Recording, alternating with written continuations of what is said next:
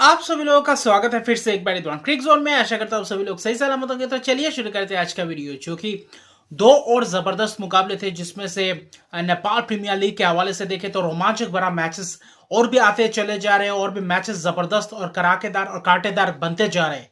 जिसमें से आज भी डबल हेडर मुकाबला था। हर रोज डबल हेडर है, शायद बीच में एक आध मुकाबला शायद सिंगल हेडर का, वो प्लेऑफ का मैचेस रहेगा। लेकिन जो शुरुआत था, आज जो पहला मुकाबला था पोखरा एवेंजर्स बनाम जनकपुर बोल्ट्स।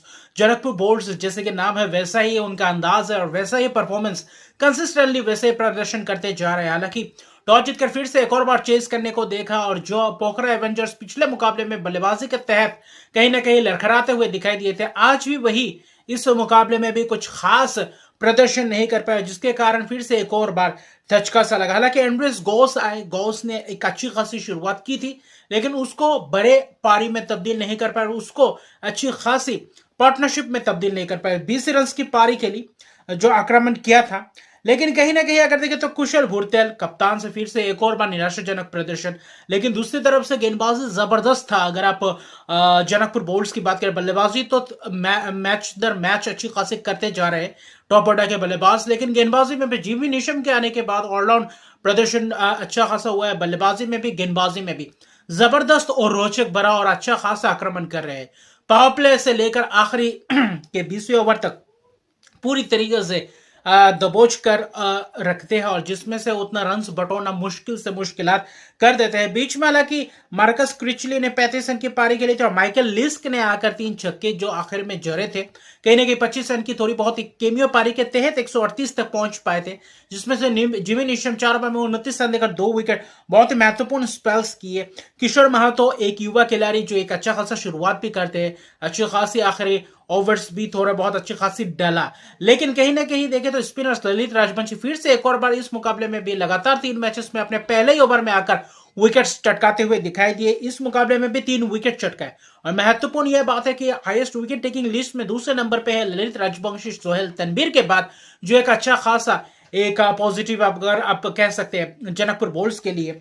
वही मोहम्मद मोहसिन, ये एक बहुत ही किफायती स्पेल्स करके जाते हुए विकेट्स ना भी चटकाए, तब भी पूरी तरीके से महत्वपूर्ण वो स्पेल्स बीच में आकर डाल जाते हैं। पावर प्ले में भी करते हैं, डेथ ओवर्स में भी करते हैं। वहां पे हर्ष ठाकुर भी बीच में अच्छी खासी स्पिन किया, अच्छी खासी स्पेल करके कहते हैं, यानी कि रन्स बटोरना पूरी तरीके से मुश्किल कर दिया था। 138 रन भले ही बना 20 ओवर में 7 विकेट के नुकसान पे। बाकी पार्टनरशिप्स उतने खास अंदाज में लगे नहीं, अगर आप देखें तो वहां पे क्या बोलते हैं पोखरा एवेंजर्स की।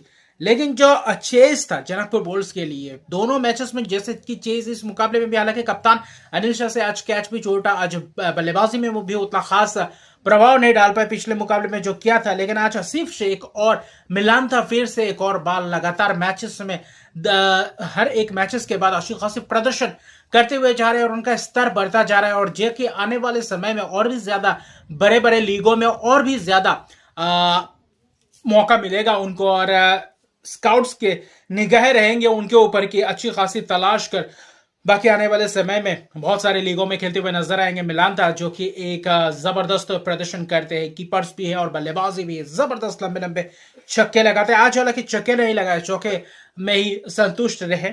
लेकिन वही देखे तो आसिफ शेख और लहिरू मिलंता ने जो बीच में पार्टनरशिप्स की, और वही पार्टनरशिप्स ने मैच में पूरी तरीके से रुख पलट दिया, और वही मैच पूरी तरीके से अपने गिरफ्त में लेकर आ गए। क्योंकि 72 रन के पार्टनरशिप दूसरे विकेट के लिए, और यही 72 रन का पार्टनरशिप जो 139 रन का लक्ष्य होता है, कहीं ना कहीं वहां पे आपको मैच में पूरी तरीके से आगे बढ़ा देता है। और वही पूरी तरीके से पचार गए पोखरा एवेंजर्स, ना तो गेंदबाजी में ना तो बल्लेबाजी में।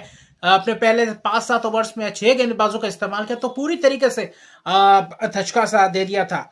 लेकिन वही 45 रन की जबरदस्त पारी लहिरू मिलान था 32 गेंदों में, जो कि जबरदस्त प्रदर्शन पहले मुकाबले से लेकर तीसरे मुकाबले तक जबरदस्त प्रदर्शन और रोचक भरा ये खिलाड़ी है, जो बहुत ही जबरदस्त अपने देश के लिए और वहां पे लीग्स में भी जबरदस्त प्रदर्शन करते हुए नजर आएंगे। वही आसिफ शेख ने भी एक 33 रन की पारी खेली, सूझबूझ भरी पारी, कंट्रीब्यूशन अच्छा खासा किया था। और आखिर में था जिमी निशम और खासतौर पे हर्ष ठाकर के बीच एक अच्छे के पार्टनरशिप, और जिसने मैच जितवा कर ले गए, जिसमें से जिमी निशम ने जो गेंदबाजी में क्या बल्लेबाजी में लंबे लंबे छक्के लगाए, 5 जबरदस्त छक्के, एक भी चौका नहीं, 20 गेंदों में 40 रन की नाबाद पारी, और इसी के साथ मैच में जबरदस्त मैच विनर्स बन के निकले और जिमी नेशम ऐसे मुकाबले खेलने को जाने जाते और ऐसे प्रदर्शन करते हुए आ रहे हैं। और इस एनपीएल में जो ये लय पकड़ चुके हैं जिमी नेशम, और भी जबरदस्त प्रदर्शन और भी जबरदस्त बड़े बड़े पारिस आने को देख सकते हैं। और 17 गेंद रहते 143 रन बनाए, 3 विकेट से ये चेज को सफल किया और वहां पे 7 विकेट की एक और जबरदस्त जीत,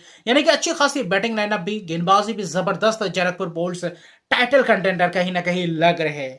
बाकी दूसरे मुकाबले की बात करें तो वहां पे एक ही बस माइकल लिस्क ने गेंदबाजी में भी 4 ओवर में 17 रन देकर 1 विकेट चटके। तो उसके अलावा देखें तो बाकी कोई सागर ढाकल एक युवा स्पिनर है जो 4 ओवर में 20 रन दिए थे, लेकिन कहीं ना कहीं विकेट्स नहीं चटका नहीं पाए, जिसके कारण अपने आप को पूरी तरीके से मुश्किलात में पाया। और बल्लेबाजी भी बहुत ही खराब बल्लेबाजी रहा पोखरा एवेंजर्स की अगर आप बात करें तो।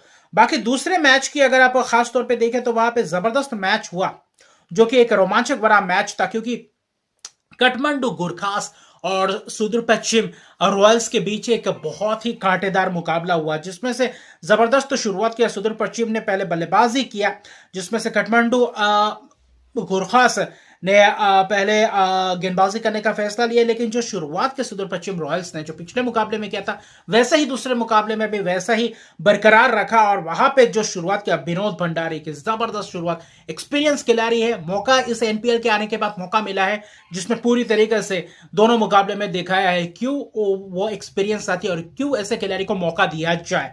35 रन की पारी के लिए पार्टनरशिप से ब्रेंडन मैकमोलन की जो 53 रन की अर्शदीप की पारी के लिए वो कराकेदार शॉट्स, 4 छक्के 3 चौकों के मदद से सिर्फ और सिर्फ 36 गेंदों में ब्रेंडन मैकमोलन के विकेट गिरने के बाद फिर विनोद भंडारी का विकेट गिरा और वहां कहीं ना कहीं थोड़ा बहुत हलचल सा मच चुका था। वहां पे उसके बाद थोड़े बहुत रन गति में धीमाव सा आया और वहां पे रन्स बनाना थोड़ा बहुत मुश्किल से कर दिया था गेंदबाजों ने। अगर आप काठमांडू गुरखास की बात करें, वहां पे हालांकि पार्टनरशिप की बात करें तो वहां पे अच्छी खासी पार्टनरशिप, 86 रन की पार्टनरशिप ब्रेंडन मैकमोलन और विनोद भंडारी के बीच, अच्छी खासी शॉट्स भी लगाए और मिडिल ओवर्स को भी अच्छी खासी रन्स बटोरते हुए दिखाई दिए। लेकिन ब्रेंडन मैकमोलन के विकेट गिरने के बाद अगले ओवर में विनोद भंडारी का विकेट गिरा और वही कहीं ना कहीं मैच फंस गया था। आखिर में जाकर देखे तो 167 रन बना पाए 6 विकेट के नुकसान पे, या फिर उससे भी 190 इस मुकाबले में पहुंच सकते थे अगर वहां पे बीच में और थोड़ा ज्यादा तेजी से खेलते। लेकिन बीच में आकर कप्तान ने वो कवर अप किया जो दीपेंद्र सिंह एरी ने पिछले मुकाबले में किया था। इस मुकाबले में भी 43 रन की 25 गेंदों में एक धुआंधार पारी दिखाई दिया, 2 छक्के भी लगे। हालांकि आखिर में आउट हो गए थे और आखिर में थोड़ा बहुत गुच्छों में विकेट्स गिरने के कारण 167 पर पहुंचे, वरना एक लंबा स्कोर आप फिर से एक और बार अर्जित कर सकते थे। लेकिन दाद देना पड़ेगा राशिद खान, युवा राशिद खान गेंदबाज, तेज तरह गेंदबाज, जो 2 विकेट चटके 20 रन दिए, जो आने वाले समय में नेपाल क्रिकेट के लिए एक अच्छा खासा ये खिलाड़ी बन सकते हैं, जो रिप्रेजेंट कर सकते हैं। शहाब आलम ने आज 4 ओवर का कोटा पूरा किया, जो अच्छी खासी स्पेल में कहूंगा किया। बाकी कोई गेंदबाज उतना खास प्रभाव नहीं डाल पाया। तो कप्तान करण केसी भी महंगे रहे, लेकिन जो 168 रन का लक्ष्य था ब्रेंडन मैकमोलन की इस पारी ने पूरी तरीके से एक अलग ही सुदूर पश्चिम रॉयल्स देखा। और दीपेंद्र सिंह एरी की कप्तानी पारी और फिर से एक और बार पूरी तरीके से प्रभाव डाला, इंपैक्ट डाला। और दीपेंद्र सिंह एरी फिर से एक और बार अगर ऐसे प्रदर्शन करते जाते तो सुदूर पश्चिम रॉयल्स के लिए बहुत ही लाभदायक होगा। और बाकी जो चेज था, कुछ खास चेज नहीं कर पाए, फिर से लड़का गए। वहां पे एस्किनेजी ने जो 37 रन की पारी खेली, वो भी 33 गेंदों में, तो वहां पे सिंगल्स डबल्स खेले थे, पार्टनरशिप्स बिल्डअप हो नहीं रहे थे, अंतराल में विकेट चटका रहे थे और गेंदबाजी जबरदस्त था। ब्रेंडन मैकमोलन, स्कॉट क्यूगलन की जबरदस्त शुरुआत और पावर प्ले में कहीं ना कहीं विकेट जो चटकाए थे, वहां पे कहीं ना कहीं थोड़ा बहुत अच्छा खासा गया था पावर प्ले, लेकिन उसके बाद पूरी तरीके से धराशायी कर दिया, गुच्छों में विकेट्स गए। और युवा जो था नरेन साउथ की जो लेफ्ट आर्म स्पिनर युवा खिलाड़ी, यह भी एक अच्छा खासा खोज है इस एनपीएल से। तो आने वाले समय में नेपाल में जो कुछ युवा खिलाड़ी है जो लेफ्ट आर्म स्पिनर्स निकल रहे हैं, वो कहीं ना कहीं पूरी तरीके से दबाव डाल सकते हैं और ऑलराउंड प्रदर्शन कर रहे हैं। गेंदबाज भी अच्छी खासी हार्ड हिटिंग कर पाते हैं। और नरेन साउथ की जो गेंदबाजी, आखिर में फाइफर जरा इस एनपीएल का ये दूसरा फाइफर है और ये उनका एनपीएल का पहला फाइफर, तो इससे बड़ी अधिक तो अपॉर्चुनिटी क्या मिल सकती है, जिसमें से 3.5 ओवर में 19 रन देकर 5 विकेट युवा खिलाड़ी द्वारा जबरदस्त प्रदर्शन और जबरदस्त उम्दा प्रदर्शन देखा नेपाल के खिलाड़ी। आखिर में देखे तो ब्रेंडन मैकमोलन ने भी 1 विकेट चटकाया, रन 53 रन, यानी कि पूरी तरीके से छा गए ब्रेंडन मैकमोलन इस एनपीएल में। और एनपीएल में स्कॉटलैंड के ब्रेंडन मैकमोलन के है, या फिर अगर आप देखें तो क्रिसोल की बात करें तो अच्छा खासा प्रदर्शन कर रहे हैं। अगर आप खास तौर पे देखें तो जबरदस्त प्रदर्शन। अविनेश बोहरा ने भी बीच में आकर 2 विकेट चटका दिए जैसे पिछले मुकाबले में किया था। तो अच्छा खासा ये उनका भी गेंदबाजी स्तर दिख रहा है, यानी कि जनकपुर बोल्ट्स और सुदूर पश्चिम रॉयल्स अच्छी खासी बल्लेबाजी, कॉम्पैक्ट प्लेइंग 11 दिख रहा है। गेंदबाजी भी, स्पिनर्स भी, तेज गेंदबाज भी, और वहां पे ऑलराउंड ऑप्शन दिख रहे हैं, और वहां पे बल्लेबाजी क्रम भी जबरदस्त दिख रहे हैं। तो आने वाले समय में ये दो टीमें बहुत ही जबरदस्त जब भिड़ेंगे तो और भी रोमांचक रहेगा ये दोनों टीमों के बीच जब मुकाबला होगा। लेकिन ये सिर्फ 94 रन ही बना पाए काठमांडू गुरखास ने, और पिछले मुकाबले में बल्लेबाजी नहीं किया था करण कैसी के उस प्रदर्शन ने कहीं ना कहीं मैच को निकाल कर ले गए, अच्छी खासी चेज किया था, मतलब वहां पे भी थोड़ा बहुत लड़खड़ा गए थे। यहाँ पे भी 94 रन पे ऑल आउट हो गए और 73 रन की एक बहुत विशाल कायम ये जीत सुदूर पश्चिम के। पिछले मुकाबले में भी ऐसे ही बड़ी जीत, यहाँ पे भी एक ऐसी बड़ी जीत और लगातार मैचेस जीते। तो अभी के लिए इतना ही, और वही जनकपुर बोल्ट्स की 3 में से 3 जीत, और यही गरमा चुका है एनपीएल का यह पॉइंट्स टेबल। टॉप 4 लगभग सुनिश्चित कर जाएंगे ये दो टीम से जैसा प्रदर्शन दिख रहा है। तो अभी के लिए इतना ही। अभी तक मेरे चैनल को सब्सक्राइब नहीं किया तो मेरे चैनल को सब्सक्राइब कर दीजिए, लाइक शेयर कमेंट जरूर कीजिए। तब तक के लिए गुड बाय।